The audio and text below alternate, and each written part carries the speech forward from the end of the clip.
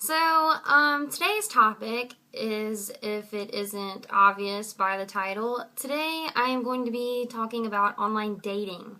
It's kind of a forbidden subject to some people because, a lot of people are old-fashioned and don't really agree with the idea of online dating. I, for one, have tried it in the past. I am a married woman, and I think that it's good to kind of put the information out there for any of you that have considered online dating. It can be a good and negative experience. And so I wanted to touch base and talk about the statistics and the types of guys that you meet online and my own personal experience with dating online, good and bad. So, for starters, actually about 55% say that the About Me subject, the About Me part on your profile is the most important. For 45%, they say that it's the profile picture. Obviously, when you're online dating, it's more of a sexual attraction. So you're looking for someone who, really catches your eye, yet their About Me seems to, kind of draw you into this person. You can be anonymous. You don't necessarily have to put all of your information out there. You don't even have to have a profile picture. That's one thing that's good. If you don't want to put all of your information out there, you can be anonymous. It can be just your email. 51% of people are already in a relationship when they're online, and 21% are single. Sadly, 11% are already married. You kind of put yourself out there, and you have to expect these things. You kind of have to, investigate yourself and weed through the BS. So 51% of people know someone who has met their significant other online. So that makes it, it's very motivational. The fact that you know someone who met someone who they say is amazing and they're so in love and, are still together. And it really worked out. So the next thing I want to talk about is the types of guys. For one, I have to say, you can't trust everyone. When you're online dating, they're going to say anything. You really can't trust. We've all watched Catfish, and that's one of the main reasons I wanted to make this video, is because I have been obsessed. Maybe it's because I have tried online dating myself, so I've just been kind of fascinated by the idea of people pretending to be someone that they're not. That has never really been the case for me. Of course, people exaggerate and try to make themselves sound better than what they are because, they're trying to establish that attraction or make you interested in what they have to offer. So, the first guy that I wanted to talk about is the funny, witty guy. The funny, witty guy is almost perfect. Who doesn't like someone who's humorous and outgoing and, likes to make girls laugh? That's my kind of guy. So, this guy would say something like, the thing that people notice when I walk in a room is the chorus of angels or the doves that appear out of nowhere. Just kind of witty and out there, yet, he's humorous and comical, and you really like that, and that draws you in. There's another guy that just tries entirely way too hard. This guy will say anything and everything to you, especially because you're gorgeous and he's extremely interested. These types of guys are really annoying. You don't want someone who's trying entirely way too hard to impress you. You want someone who's going to be themselves and not agree to absolutely everything. The try too hard guy is not the guy that you want to go for. Another type of guy would be the cocky guy. And obviously we all know this guy. This guy is the one that knows that he's good looking and has, this great career and he's really successful, but unfortunately that's all he ever talks about. it's kind of sad. I mean, yeah, he's got like this total package, but who wants to be with someone who's just completely self-absorbed and just can't stop looking at himself in the mirror? There is another type of guy that is the unusually shy and nerdy guy. I mean, nerdy isn't always bad. Nerdy guys are smart. They're respectful. They have the potential to be great soulmates. So being that nerdy, kind of socially awkward guy isn't always bad, but socially awkward can be negative. I mean, it really depends on your personality. If you're kind of a closet nerd yourself, then this guy would probably be perfect for you.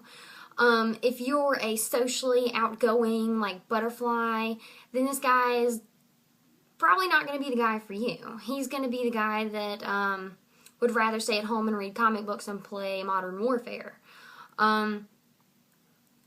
Probably not Modern Warfare. I think just about every guy sits around for hours upon hours during the day and just do the thing. But anyway, I mean, the nerdy guy can be good and bad. Unfortunately, sometimes the nerdy guy is kind of the desperate guy who's hoping and praying to God that eventually he'll lose his virginity. Anyway, the old and young at heart. Okay, so this is going to happen to every single one of you girls. There is going to be that one creepy, maybe multiple creepy old guys that sends you a message and try to convince you that you need an older guide to guide you, and someone who's more experienced. He's kind of hoping for the gold digger type, the girl that thinks that age is just a number. I mean, yeah, age is just a number, but I think that this guy is the kind of guy that when you tell him that your dad will hunt him down and shoot him for even thinking that it was appropriate, this guy just doesn't really take no for an answer. And when this happens and you get multiple messages, do yourself a favor and block him. There is also the horny guy. The horny guy is pretty obvious. He's online for one reason and for one reason only. And that's pretty much it. He's looking to just casually date and have sex with random, probably extremely nasty girls. And I would highly suggest you not going for this guy. You will know exactly who this guy is because he will send you something wildly inappropriate within the first message. For example, gosh, you're so darn beautiful. I wonder what you look like naked. Seriously? What a douchebag. Next. Romeo. Romeo is, shit, he's Romeo. Everyone wants that really charming, sweet talker guy who he knows just what to say to make you feel like you were the most beautiful girl in this world. And every girl wants that. I mean, unfortunately, a lot of us girls, that's what kind of like sucks you in because he's so charming and good looking and, but unfortunately, he's probably talking to 10 million other different girls on the same site. And that's another thing. There are more girls, or you will find that there are more women than men on online dating sites. But that's how it is in the world. There's more girls than boys. The Romeo guy, he can be good, but he can be bad. You just have to just kind of like weigh the pros and cons and really investigate, ask questions, and really get to know a person. You have to know that, it's obvious that they're talking to so many other girls, and it's, in a way, kind of a competition. That's kind of a really sad, pathetic way to put it, but, that's the truth. There's also the aggressive stalker guy. For many websites or dating sites, they have almost like an activity log. You have like this option to be able to see who viewed your profile, and this guy is that one guy that messages you because he saw that you looked at his profile but did not message him or message him back. And so he gets really angry and sends you this really rude, out of nowhere message saying that, oh, you think you're better than such and such, you think you're too good for me, you just really missed out. You know, like, if you haven't even talked to this person and he sends you a rude, obnoxious letter or message on your account about being self-absorbed and thinking that you're better just because you didn't message back, then was for a good reason. Don't message this dude back. You'll just end up being a doormat, and this dude is a total douchebag. Finally, one of the guys I have to bring up is the soulmate guy. I mean, one of the main reasons people get online is to try to meet someone who makes them feel beautiful and special and important and wanted, and I mean, all of those things. And the soulmate guy is genuinely looking for a long-term relationship and ready to settle down, not to necessarily jump into a relationship, but he is, you know, a genuine person. He's not gonna try to sweet talk you in every single way that he can, but he's very nice, he compliments you, and makes you feel good about yourself.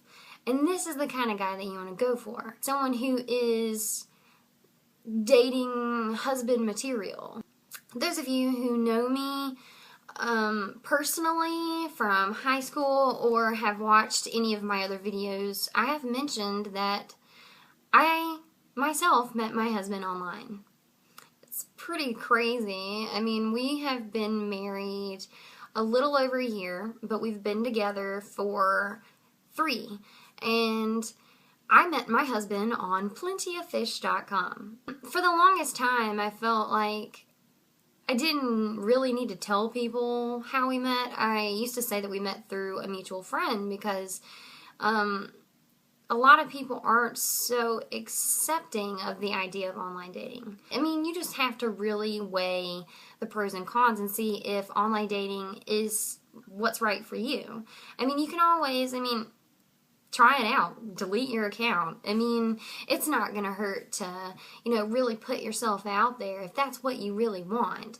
But like I said in the beginning, you have to decide. Are you looking for just a fun time? Are you looking to casually date and hook up with people? Or are you actually looking for a relationship?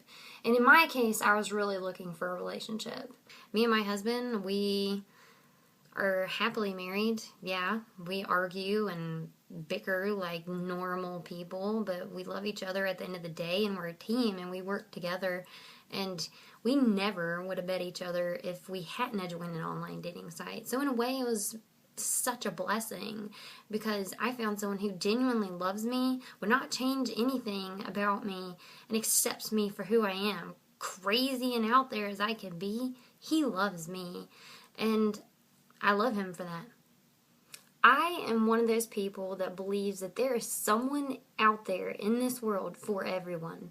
The perfect match. Whether you meet them online or in a bar somewhere, eventually you're going to find someone who loves you for you, and that's what's important. Don't change for anyone. Don't expect people to accept how you live your life, whether it's through an online dating site or whatever. Just live your life, be yourself, and someone's going to love you for who you are. If you would like to send me a request, I will put the email on either side. I hope you enjoyed this video, and I will see you soon.